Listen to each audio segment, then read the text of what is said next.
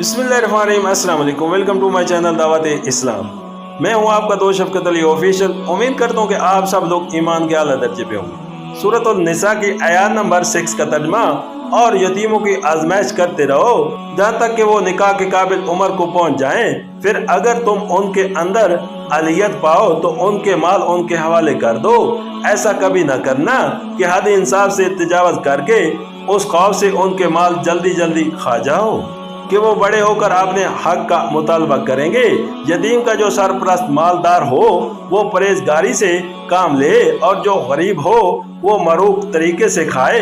फिर जब उनके माल उनके हवाले करने लगो तो लोगों को उस पर गवाह बना लो, और हिसाब लेने के लिए अल्लाह काफी है। सूरत निसा हाशिया नंबर 9, यानी जब वो सन बलूग के करीब पहुंच रहे हों तो देखते रहो कि उनका अगली नुशनुमा कैसा है, और उनमें अपने मामलात को खुद अपनी जिम्मेदारियां पर चलाने की सलीयत किस हद तक पैदा हो रही है।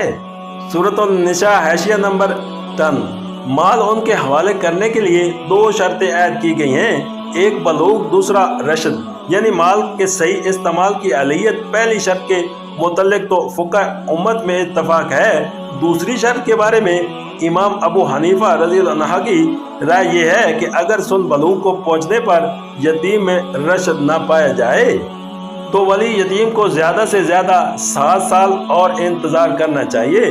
फिर ख्वाह रशद पाया जाए या ना पाया जाए, उसका माल उसके हवाले कर देना चाहिए। और इमाम अबू यूसुफ, इमाम मोहम्मद और इमाम शाफी रहमतुल्लाह अलैह की राय ये है कि माल हवाले किए जाने के लिए बहरहाल रशद का पाया जाना नागुज़ीर है। ग़ालिबन मुसख्खरुल ज़िक्र हजरात की राय के मुताबिक ये बात ज़्यादा करीन सवाब होगी कि उस मामले में काजी शरई से रजू किया जाए, और अगर काजी पर साबित हो जाए कि इसमें रशद नहीं पाया जाता तो वो उसके मामलात की निगरानी के लिए खुद कोई मुनासिब इंतज़ाम कर दे। सूरतुल निसा हाशिया नंबर 11, यानी अपना हक़ुल खिदमत इस हद तक ले कि हर गैर जानबदार मकूल आदमी उसको मुनासिब तस्लीम करे।